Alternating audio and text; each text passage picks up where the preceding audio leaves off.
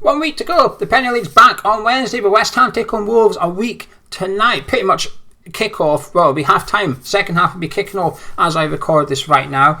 So here we are. We're now to do the business end of the training, aren't we? The little mini pre-season. Friendly 2 of 2 today. Win 2 of 2. We beat Crystal Palace 2-1. You can't read too much into the results, can you? But wins aren't going to do anything negative, are they? It's only going to give you a little bit more confidence, hopefully, for the people that were involved and the players that were involved. And one in particular is Jeremy Ngakia. That's a surprise, isn't it?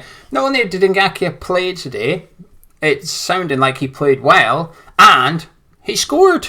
I mean, that's a turn up for the books, isn't it? Because I would have assumed today's game, I think QPR's one, not so much, but today's one I would have expected Moyes to put out the team that he's going to field against Wolves.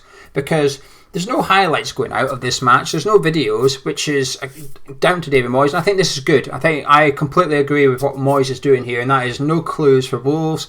It's not like a normal friendly where, you know, the Wolves scout can buy a ticket and turn up and watch. You know, in pre-season, anyone can come to your games and watch them. You can't do that now. So everything's behind closed doors. Everything's top secret. Crystal Palace will be wanting to keep everything top secret at their end as well because of their campaign that's coming up. I've seen some clubs have put out highlights. You know, Southampton have put out a decent highlight reel from their game of the weekend. Arsenal done it with their defeat against Brentford. I mean, crikey, did you see that defending by David Luiz? I can understand why Arsenal fans are maybe not looking forward to the league coming back at this point. But Moyes is very much hush-hush, and I like it.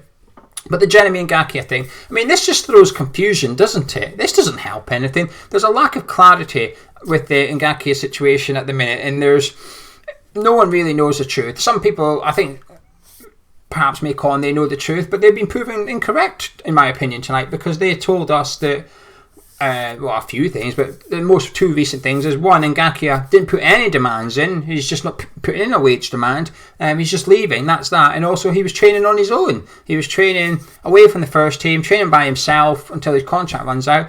Well, that can't be the case, can it? Because he's played today in a friendly.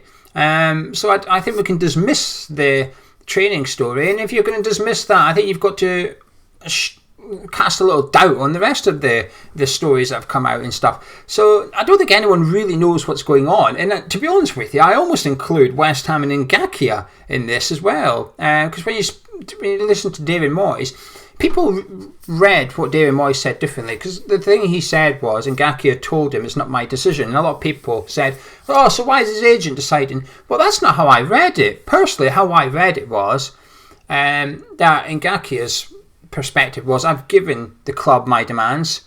They've decided not to make my demands. Therefore, it's their decision that I'm not going to stay. That's how I read it. And it's just funny because everybody reads it differently. No one actually knows how we're supposed to interpret it. So the lack of clarity has only got murkier with Ngakia playing in today's friendly. But this is going to be, I say, interesting. This is going to be troublesome for the board, possibly. Because what happens if David Moyes is actually planning on using Ngakia against Wolves? What happens if Ngakia is still David Moyes' first choice right back whilst he remains at the club? Now, I don't actually think he will be, okay? We'll cover this in the Wolves preview. I'll tell you a bit about what we've got planned for the match day stuff at the end of the video. But if I had to take a punt today, it would be Fredericks is going to start. But let's just say Ngakia starts. And let's say he plays well against Wolves. And let's say he plays okay against Spurs. And that's it. That's all he can play. His time's up now. His contract's come to an end. He won't be here for the Chelsea game. What's the board going to do? David Moyes is essentially going to turn around to the board and say, well, that's my right back. The board almost are going to be forced to then bend over backwards trying to keep Jeremy Ngakia. And I think it's important that they do, because I'm a big believer in backing your manager. Moyes has come out and said that he wants Jeremy Ngakia to stay. So there was, prior to all this, it was, does Moyes even want him? Does Moyes not want him? We don't know. Moyes has now said, I want him to stay. So we know that. And I just think it's the same with the transfer market. If your manager wants a particular type of player or that particular player, I think you've got to do your utmost to go get him. And it does mean paying over the odds sometimes, but that's just what you've got to do to get the right player for your manager. I think you have to back the manager.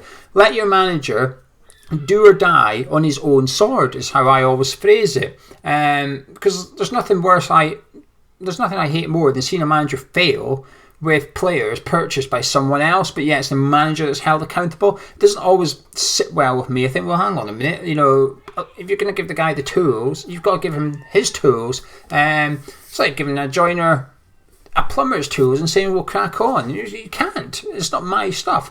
Anyway, I'm going off our tangent here, but you know what I'm trying to say. So basically what I'm trying to say is if Ngakia is wanted by Moyes, the board are under a little bit of pressure here because Moyes could effectively go into his third game out of 9 without his first choice right back. I don't know. But anyway, I just thought it was a bit strange that Ngakia played. What I will say though is, this is more of a fact thing, the club have got until the 23rd of June to sort this. Now I know his contract's until the 30th, but all Premier League clubs have to notify the Premier League as to what's happening with the players whose contracts are up. And it's to do with, you know, the season being overran. Because in normal circumstances, the season's finished by now. So Zabaleta is a perfect example here. The club have to let the Premier League know what Zabaleta's doing. Is Zabaleta leaving? Or is he signing a new deal? Or is he signing like a month? So he's going to finish the Premier League campaign as it is. So we've got until the 23rd to get Jeremy Ngakia signed on the dotted line, should we wish to use him for the remainder of the season. Difficult one, isn't it? We've not heard the last of this. Today has only made the whole thing worse, and it'll make all the stories worse. And we'll cover it. Myself and Gonz will cover it on the channels. It'll be interesting. I'm still quite optimistic. I've refused to stick the boot in on Jeremy Ngakia, and I'm still going to refuse because I don't think we know the whole story. Okay, I know we don't know the whole story, but I'm just a little bit hopeful that he might actually sign and be a West Ham player next season after the 9 games. Anyway, 2 friendlies at home. I've wrote some notes down for this. I'm prepared. Look, a few notes as well. So I've done half of them. 2 friendlies at home. I think this is key. It seems such an insignificant thing. Big whoop, your friendlies at home. But it's about now getting the players used to playing in the London Stadium with no crowd. It's a completely different environment, completely different setup.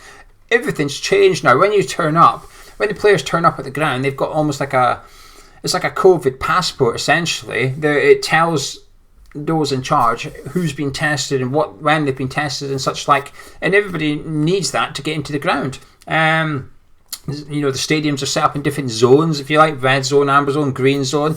So it's all complicated now, and it's good to get the players now used to this extra layer of security, if you like, and it can't be comfortable.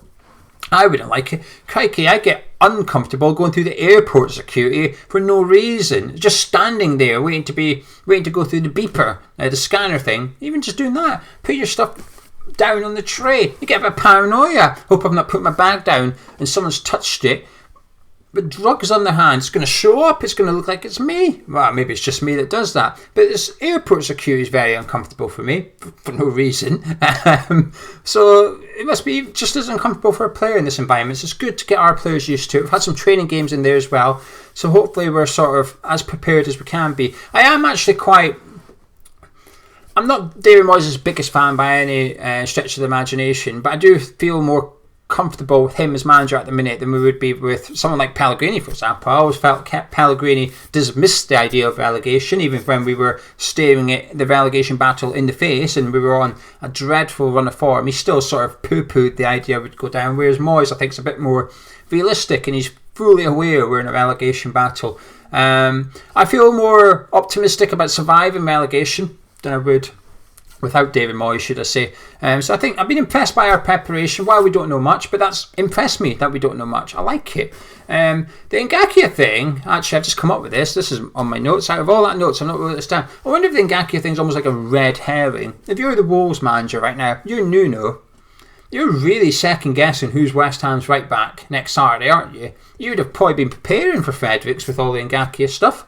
But now you're having a Scooby. You're thinking, well, maybe Ngakia is going to start here. Don't know, because in normal pre-season, anyone can tend, can't they? Wolves could, if we were playing in Iceland in July before our first home game of the season, Wolves could send a scout over if they want, pays us €5 or whatever, and he comes and watches the game. Can't do that. No one's allowed in. So it's going to be difficult. There's going to be a big guessing game going on between Wolves and West Ham about each other's team. But two other things. The goal scorers was Allaire. It's good to see our striker scoring, I guess, and Benteke. not a big deal for West Ham fans. Just goes to show, even in friendlies, some things never change, do they? Christian Benteke getting on the goal score sheet. But one interesting thing I noticed, this will please some people, go by the photos, Declan Rice had the captain's armband on. So Moyes is very much playing his starting 11 or a strong 11. Rice was captain. I still think Noble will start against Wolves, but it does mean that I think Rice is going to be our vice captain. To be fair, I think only Aaron Creswell is probably the only other candidate for the armband when Noble's not there. But it could be Declan now, because Noble's not going to be able to play every game. Simple as that. He's not going to play every game. Whereas Rice, if there was anyone in our first 11 that is going to play 90 minutes for 9 games, it's Declan Rice. So it's good to see him with the armband on. Hopefully that's a sign of things to come, perhaps. But that's it, really. Just quickly, we've obviously got the Wolves game next Saturday. So for the channel, we've got a few things. I don't know why I'm moving that away. I've wrote my notes down. I'm chucking them to the side. The previews on Thursday. So Thursday night, myself and Gonzo will be doing the Wolves preview. Probably the most trickiest preview we've ever had to do, because we don't really know much, do we? 4:30 we'll have the build up, so we'll go live an hour before kickoff for every game on this channel, where we'll take a look at the lineups and give our final thoughts on the game and so on and so forth. Then we'll have a watch along. So once myself and Gonzo are finished, it'll be a 15-minute video. We'll go off, and then just before kickoff, Charlie will go live with a guest. Young Tom, I think, is going to be the guest for nearly all, if not all. I'm hoping all the watch alongs, to be honest with you. I'm looking forward to watching it, tuning in myself. So they'll be with you for the duration of the game. So if you can't watch the game, you want a little bit of commentary, you want band commentary, come back here just before kickoff and tune in to Charlie and Young Tom. Then immediately after full time, myself and Gonzo will do Talk a Good Game review, as we always do. We'll dissect the match and rant or cheer, whatever way it is. We've also got some band cams lined up. Some people you know, Bez, Mike, Tom, they're all going to record their reaction straight after the game, send them in, we're going to upload them. If you want to get involved, you can do, I'll tell you about that in a second. The patrons, if you're a patron, links in description. If not, if you're a patron, you're also going to get a little build up first thing in the morning. It's a Saturday morning, I don't know, by 10 a.m. I hope. Myself and Gonzo do a little 10-minute Skype video. It's going to be very laid back. Just we'll have a bit more team news, won't we? Moyes will have had his Zoom press conference, so we'll know a bit more about that. So we'll just have a little laid back discussion for 10 minutes on the morning of the game. Our nerves will be building, I think. I think on Saturday when I wake up, I'm going to be feeling a bit of excitement, but I think I'm going to be feeling a bit nervous actually, because there's no time to turn round form, is there? If you hit a bad run of form at the start of this 9-game playoff, you're in trouble.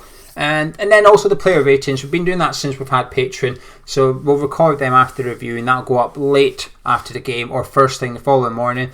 But the patrons, the link's in description when I become a patron with all the information, or patreon.com/hammerschat.